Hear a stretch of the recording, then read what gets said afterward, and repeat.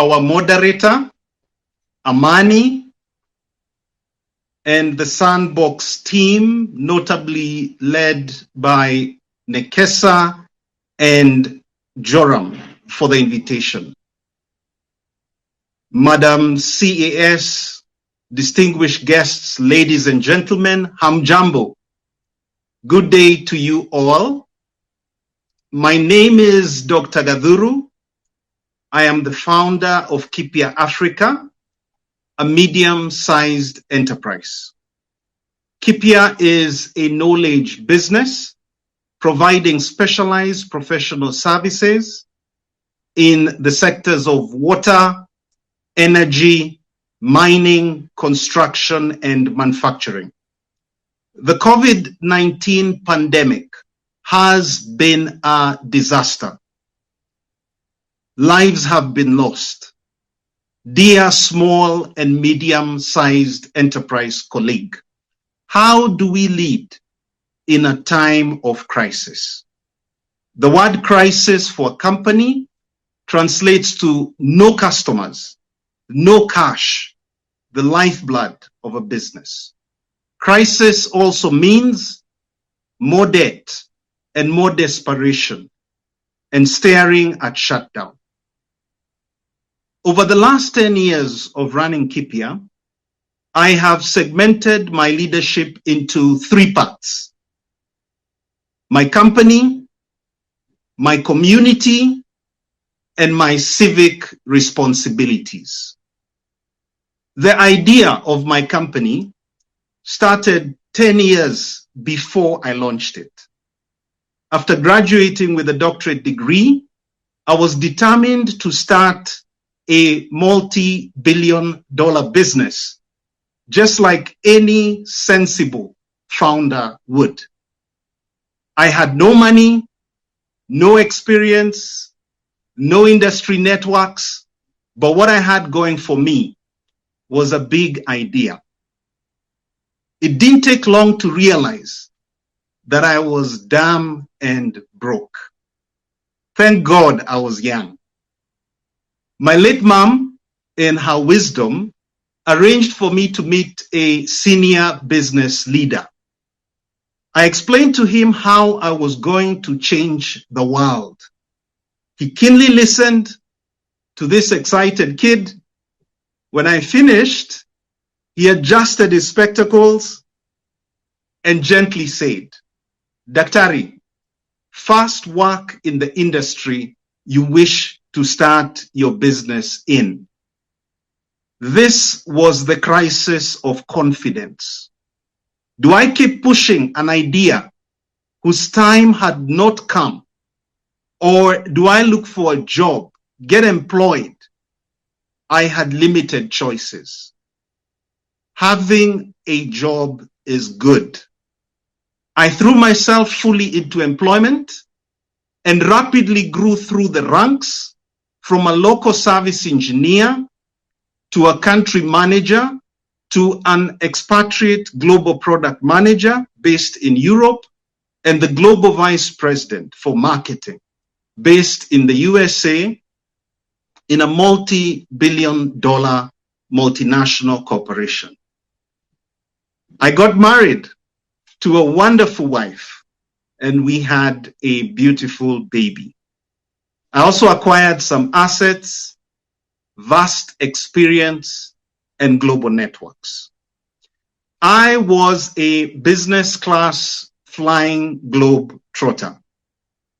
One day I was invited to dinner at a European ambassador's residence in some exotic city. The ambassador was probably not briefed that I was a black man, so he possibly thought my counterpart, the country manager, was my boss, and I was maybe his driver. He also made the undiplomatic mistake of not greeting me. During dinner, he realized his error, but did not have the courtesy to apologize. So it was left to me to fix this problem. I was tempted to burst out in a litany of profanity, but decided this would not be favorable for the image of the corporation. I steadied myself, and not so many words. I let him know that I was the visiting leader and proud to be African. On the business class flight back, I was confused. Is it better to be unhappy in business class or to call it quits and be content in regular class? Life at the top can be cold. Where you come from or are perceived to come from should not matter. But in reality, it does. This was the crisis of being African. The time had come for me and my family to come back home. After months of planning my exit from the corporation and the transition back home, I arrived in Nairobi. Kipya had started. For me, it was back to the school of hard knocks. 3 years into the business, Kipya was a leading supplier of knowledge workers, from engineers to technicians and administrators, serving the then booming business of drilling for oil in northern Kenya.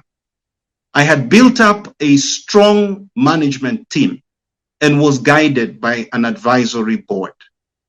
We had secured great business from the world's largest oilfield services corporation. All I could hear was drill, baby, drill. Notwithstanding this boom, I had insisted that we remain diversified in the sectors we work in. From past experience, as a student at Aberdeen University, I had seen the impact of an oil-dependent economy when the commodity price peaks and falls. Aberdeen City was tied at the hip to oil. Between the years of 2011 and 2014, oil was trading at an average of $100 a barrel. The oil price collapse of 2014 was the first major dip of the oil drilling business in Kenya. However, through our solid relationships in the industry, we kept growing for two reasons. One, our clients made us the preferred supplier of knowledge workers, dropping off the competition.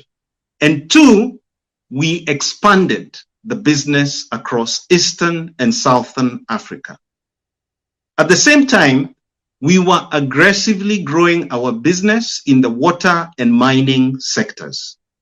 However, keeping abreast of global sentiment, I knew that the hydrocarbon part of our energy business was bad for the environment. This was the crisis of climate change. We started strategizing on how to pivot Kipya away from oil and into sustainable energy. Steadily, we shifted our brand focus from the sub-brand, namely Africa Drilling Solutions, and focused on the mother brand, Kipya Africa. We also leveraged on the digitalization of the water business and the opportunities in geothermal energy. Coincidentally, geothermal provides sustainable energy, and it is abundant in Eastern Africa with massive potential for its growth as a source of power for Africa. The skills and tools used in prospecting and producing oil are similar to those used in the geothermal industry. From the early years of Kipya, I had taken the initiative to sign up the company to industry associations in the sectors that we operate in. This plugged us into communities of like-minded people, some of whom were our competitors, the benefits of being in a community far outweigh the drawbacks.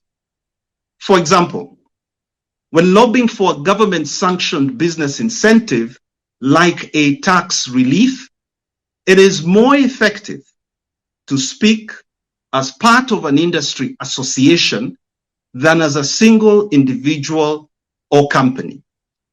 I recall attending a conference, and during the tea break, I approached the then Director General of Kenya Vision 2030.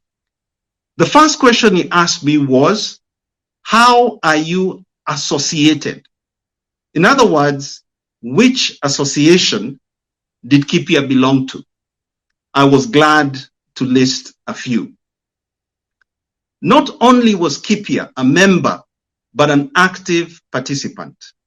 We were also able to offer professional services to our associations at no direct cost to them. For example, the use of our company Zoom account for virtual meetings during the pandemic. Such seemingly simple acts have grown our brand exponentially. We then took our community engagement to a new level, starting innovation and investment platforms for each of the sectors we operate in. To broaden the opportunity, we partnered with renowned private and public sector institutions. I learned that as an SME in the Savannah Valley, billboards are not an efficient way to advertise an industrial solutions company. But more effective for Kipya are the personal relationships built through communities. On a personal note, and my last point, I believe that we owe our country a civic duty. Look around you. So much that influences your business seems out of your control. A crisis of potholed roads, poor drainage, unreliable water supply, instances of insecurity, to name a few. Are we too busy building our businesses that we cannot be part of the solution? Can I fix the problem of where I am from? In any case, where does one start? But don't we all pay taxes?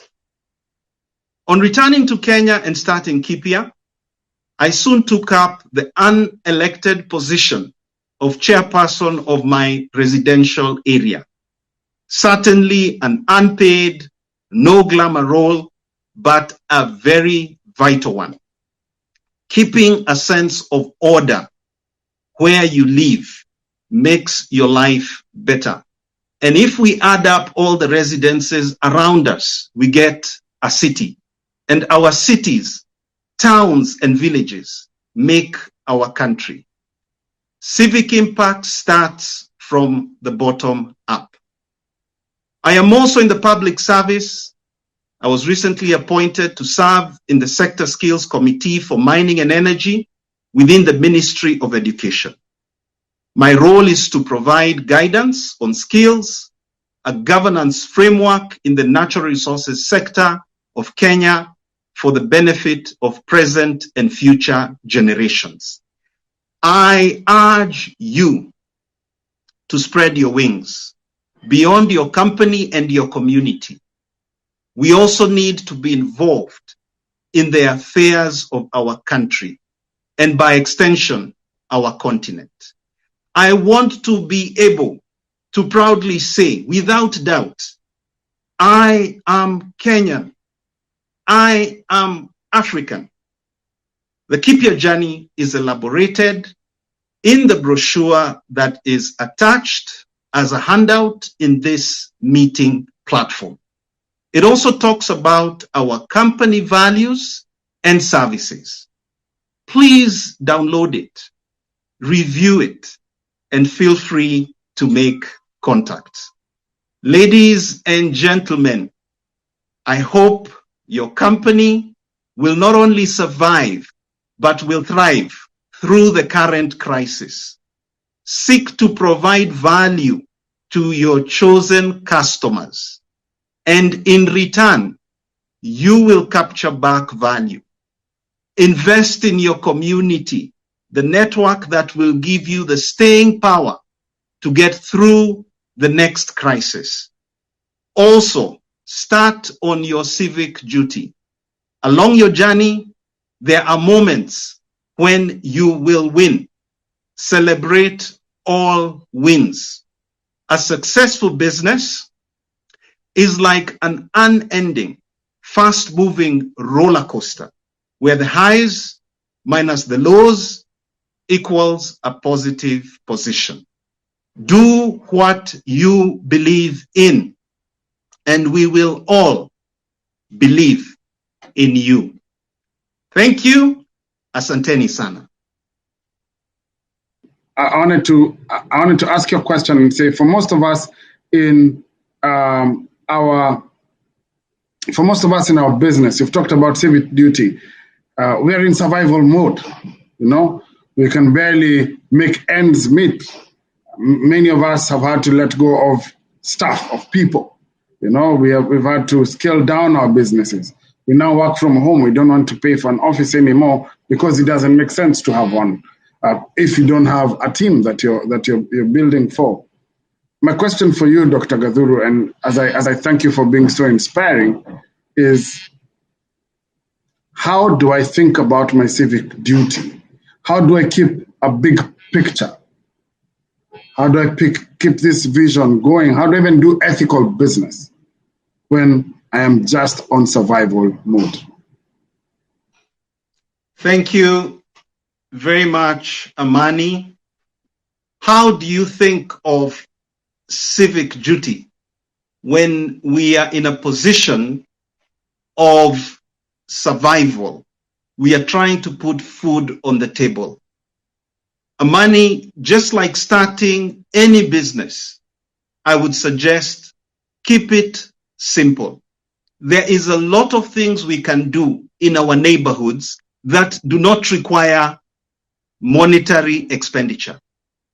Cleaning the road in our compound is priceless. Planting at your gate will cost almost nothing. Being a good neighbor to your neighbors when it comes to garbage collection, when it comes to keeping an eye out for their kids, really does not cost anything. So keep it simple, but very importantly, start. And before you know it, your community will take notice, and suddenly you will be nominated and appointed for other public roles. Thank you, Amani.